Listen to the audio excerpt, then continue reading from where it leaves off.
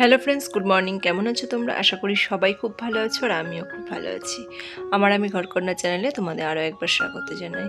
তো সকালবেলা বাসি কাজ হয়ে গেছে, করে দেখো 4 গ্লাস চা নিয়ে বসে পড়েছি। 4 গ্লাসে আমি খাবো না, জানো তো।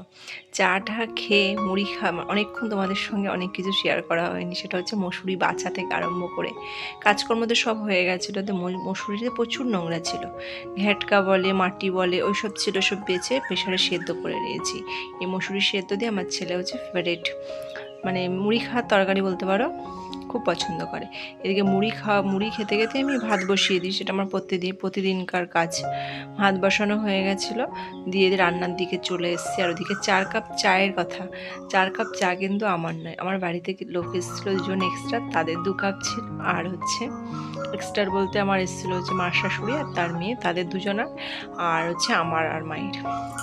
আর তার জন্যই আজকে বড় হাঁড়ি বসানো হয়েছে। আর রান্না আজকে বিশেষ কিছু করব না, করব হচ্ছে কলমির শাক রসুন দিয়ে ভাজা, আর আর করব তোমার হচ্ছে মাংস।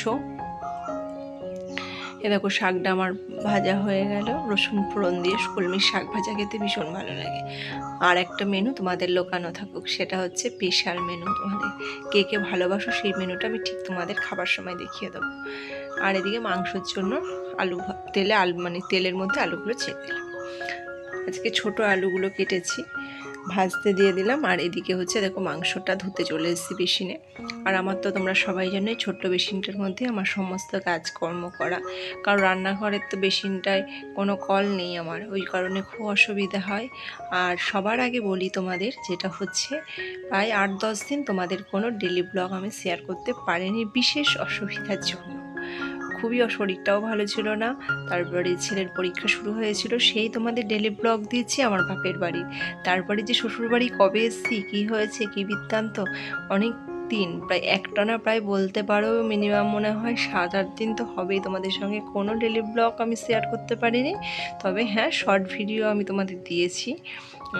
তা যাই হোক, তার জন্য তোমাদের কাছ থেকে আমার খুবই দুঃখিত, খুবই, তার জন্য তোমাদের কাছে আমি ক্ষমা চাইছি। আমি অনেক দিনই, বিগত 10 দিন হয়তো কাজ থেকে ছুটি নিয়েছিলাম বলতে পারো। সব দিন কি ভালো লাগে বলো? যাই হোক, শরীরটাও ভালো ছিল না, তারপরে ছেলের পরীক্ষার বিভিন্ন কারণ থেকে আমি ডেলি ব্লগ তোমাদের শেয়ার করতে পারিনি। তবে আজ থেকে তোমাদের আমি যেমনভাবে ডেলি ব্লগ দিই তেমনভাবেই দেবো। একদিন শর্ট দিই, একদিন ডেলি ব্লগ দিই, সেইভাবেই তোমাদের সঙ্গে সমস্ত কাজকর্ম এবার শেয়ার করব।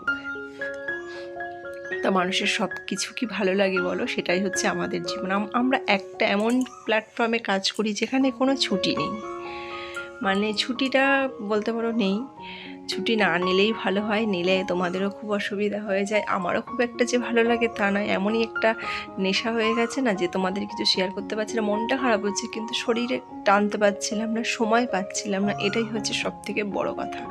এদিকে মাংসটা চাপিয়ে দিয়ে চলে এসেছে, এদিকে কিছু কাজ সেরে নিচ্ছি। আজকে বেশ বেলা হয়েছে, কারণ কী বলো, তোমাদের আগেই বলো আমার শরীরটাও খুব একটা ভালো ছিল না। আগের দিন রাত্রে ভীষণ পেটে যন্ত্রণা হয়েছে, তা সত্ত্বেও সেদিনকে তো আমি কোনো হয়েছে বলে আমি তো কোনো শুক্র শনি কোনো ডেলি ব্লগ করতে পারিনি, রবিবারের ব্লগ এটা। যাই হোক, ওদিকে মাংসটা চাপিয়ে দেখো কিছু কিছু কাজ সারছি। আর কি বলো তো, বসন্তের কোকিল লাগছে, ভীষণ ভালো লাগছে। আর এদিকে মাংসটা কিন্তু ফুটফুট করে ফুটছে। যাই হোক, মাংসটা ফুটতে তো একটু দেরি হবে, ওই কারণে দেখলাম অনেক কাঁচা জমে গেছে। যেহেতু শরীরটা ভালো ছিল না, বাপের বাড়ি থেকে ঘুরে আসা পরেই তো ছেলের পরীক্ষা আরম্ভ হলো। যাক, তখন কদিন ভালোই ছিলাম, ছেলের পরীক্ষার কারণের জন্য আমার শেয়ার করতে পারিনি ডেলি ব্লগগুলো তোমাদের। তারপরে ছেলের পরীক্ষা যেই শেষ হলো আমার শরীরটা খারাপ হয়ে গেল, এইসব কারণে অনেক দিন ছুটি হয়ে গেছে কাজ থেকে। দিয়ে দেখো অনেকগুলো কাঁচা জড়ো হয়ে গেছিলো, সেগুলো কেচে নিচ্ছি। আর ভালোই কিন্তু গরম পড়েছে, এই কদিনের জন্য এত হঠাৎ গরম পড়েছে না, মানে সে আর বলার কথা নয়। গরমে অতিষ্ঠ হয়ে যাচ্ছে, এই চৈত্র মাসের গরমেই যদি এত অতিষ্ঠ। আর আমাদের বাড়িটা একটু ঠান্ডা, কেন বলো তো, অতিরিক্ত কাজ দেখেই বুঝতে পারছো, রোদ মনে হচ্ছে মেঘছা রোদ। আর দেখো আমার এই কটাই হচ্ছে কাছে এঁচড়। আর কি হয়েছে তোমাদের একদিন দেখাবো। এই যে ঝড় বৃষ্টি হচ্ছে না, আমার গাছের একটা আমও কিন্তু নেই। যে হারে তোমাদের আমি মুকুল দেখিয়েছি একটা ব্লগে, সেই হারে একটা গাছে আম নেই। এবার কি অবস্থা, গাছে যে বৈশাখ মাসের সমানে চৈত্র সংক্রান্তিতে গাছে আম দিয়ে জল দেয়, সেইটাও নেই। আর এদিকে কি বলো তো, মাংসটা আমি একটা বাটিতে তুলে রাখলাম, যে আমার মার শাশুড়ির মেয়েটা এসে, ছেলেটা ঝাল খায় না, তার জন্য আমি তুলে রাখলাম। আর এদিকে তারপরে তুলে রাখার পর বাটিতে লঙ্কা বাটা ছিল, সেটা মিশিয়ে একটু ফুটিয়ে দিলাম। আর এদিকে মা গেছিলো বাজার, তাই মাকে একটু নুন লেবুর শরবত করে দিলাম। চিনি কিন্তু আমি দিই না, নুন আর লেবুর শরবত যদি রোদ গরম থেকে এসে খাওয়া যায় না, তাপটা লাগে না, তাই মাকে একটু করে দিলাম। আর এদিকে আমি সাইকেলটা, আমার ছেলে পড়তে গেছিলো, নামিয়ে রেখেছিল, সাইকেলটা তুলে নিলাম। মানে সমস্ত কাজে ভাত খাওয়ার আগে না গুছিয়ে নিই, ভাত খাওয়ার পর আমার আর কিছু ভালো লাগে না। আর এতে মাংসটা হয়ে গেছে, ব্যাস একবারে রেডি মাংস। এই দেখো, তবে খুব যে রিচ করেছি তা না, দিয়ে দেখো কড়াই বাসন সব জড়ো করে রেখে দিয়েছি, দিয়ে আমি কলে জল ভরে নিচ্ছি। কেন বলো তো কলে জলটা হচ্ছে, কারণ সবাই স্নান করবি, ট্যাঙ্কিতে জলটা ফুরিয়ে যাওয়ারই সম্ভাবনাটা বেশি। এবার বাথরুমে ঢুকে যদি জল না থাকে তাহলে কি অবস্থা হবে। আমি তাহলে আমাকে মোটরটা চালিয়ে নিই।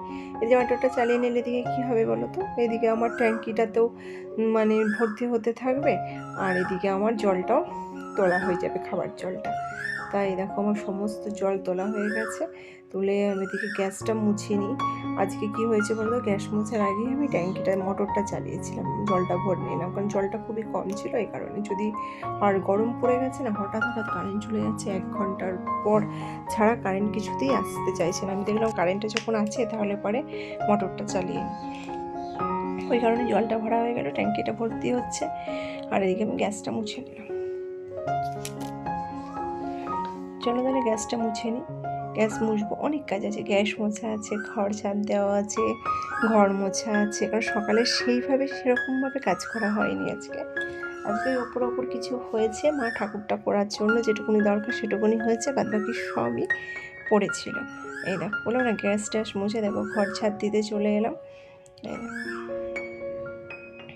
তবে না ঘরগুলো একটু অন্ধকার অন্ধকার লাগছে, কী বলো তো, জানলাগুলো পুরোভাবে না খোলা হয়নি, যা মানে আজকে প্রচুর গরম, ওই কারণে জানলাগুলো বেশ খোলা টোলা এরকম হয়নি। আর ওয়েদারটাও খুব একটা মানে কেমন একটা বিচ্ছিরি, ঘরে রোদ ঢুকছে বলে আমি অতটা জানলাগুলো খুলিনি, তো বন্ধ করা মানে জানলাগুলো বন্ধ করা আছে বলে একটু অন্ধকার অন্ধকার লাগছে। এ দেখো সমস্ত ঘর তো ঝাড় দেওয়া হয়ে গেছে, তো সিঁড়ির তলাটায় চলে এলাম ঝাড় দেওয়ার জন্য। কত নোংরা দেখেছো, সকালে কিন্তু ঝাড় দেওয়া হয়েছে, মোছাও হয়েছে, তার সত্ত্বেও এত নোংরা দেখেছো, কত নোংরা নোংরা যেন ঘর থেকে আর শেষ হয় না। মানুষের পায়ের ধুলোটা কোথায় যাবে বলো, পায়ের ধুলো হচ্ছে নারায়ণ, যাই হোক তার নোংরা। আর আমার ছেলে এখন 2 দিন বাড়িতে আছে, আরও নোংরা হচ্ছে, ঘরের মধ্যেই বল খেলছে, ব্যাট চালাচ্ছে, এইসব করছে। সোমবার থেকে স্কুল গেলে মানে আমি একটু রেহাই পাবো এই টাইমটুকুনির জন্য। বড় হতে পারে, দেখতে বড়, কিন্তু খেলার দিক থেকে ছোট বলতে পারো, মনের দিক থেকে সে ছোট, বয়সের দিক থেকে বড় হচ্ছে, কিন্তু মনের দিক থেকে পুরোটাই ছোট। আমরাও একসময় এরকম করেছি, তবে এখনকার বাচ্চারা যেন বেশি চঞ্চল, এটাই যা। তা আমি এ ঘর ও ঘর সব মোছা হয়ে গেল, ডাইনিংটা মুছলে কাজ কমপ্লিট, দিয়ে চান করে ভাত খাওয়ার পালা। দেখো ডাইনিংটা মোছা হয়ে গেল, এদিক ওদিক মুছছি কেন বলো তো, প্রচুর কাদার ছাপ হয়েছে। বাড়িতে এক ছোটো বাচ্চা থাকলে যা হয়, ও তো আরোই ছোট, 4 বছরে, ও তো কিছু বোঝে না বলো, ওকে যত বলছি করিস না ও শুনবে না। আর মানে আমার বাচ্চা অতটা বদ নয় জানো তো, কিন্তু বদ ছিল ছোটোবেলায়, তো খুবই শান্ত ছিল, এখন বড় হয়েছে একটু বদ হয়েছে। ছোটোবেলায় ওকে বাড়িতে থাকলে বোঝাই যেত না যে বাচ্চা বাড়ি আছে, তা এখন একটু বদ হয়েছে। আর মানে আমার এটা কি ছেলের মতনই, হচ্ছে প্রচুর ডান পিটে বলতে গেলে, কথাই শোনে না। দেখো আমার স্নান ফ্রেশ হওয়া সব হয়ে গেছে, দেখো ভাত খেতে বসেছে, মেনুটা হচ্ছে দেখো আলু উচ্ছে ভাতে। কে ভালোবাসো এই গরমে আলু উচ্ছে ভাতে খেতে, আমাকে কমেন্টে অবশ্যই জানাবে, আমার তো ভীষণ ভালো লাগে। আর এই হচ্ছে মাংসর ঝোল, আলু উচ্ছে ভাতে, আর হচ্ছে কলমির শাক ভাজা। আজকে কিন্তু ভাত খেয়ে উঠে রেস্ট। এই দেখো মাছ কাবড়া মাল আছে, সেগুলো আমাকে গোছাতে হবে। এরকম একটা একটা করে দেখছি হাত দিয়ে কী মাল আনা আছে। আর এদিকে চালটা আর মুড়িটা না ঢালা হয়ে গেছে, আগে মা ঢেলে দিয়েছে, আর আমি এই পালকটা যেখানকার জায়গা সেখানে ঢেলে। তাহলে বন্ধুরা ভিডিওটা আজকে আমি এখানেই শেষ করছি। যদি আমার ভিডিওটাতে কিছু ভালো লেগে থাকে তাহলে একটা লাইক করে দিও। আর তোমরা সবাই সুস্থ থেকো, ভালো থেকো, সাবধানে থেকো। দেখা হচ্ছে অন্য আরেকটি ব্লগে, অন্য আরেকটা দিনে।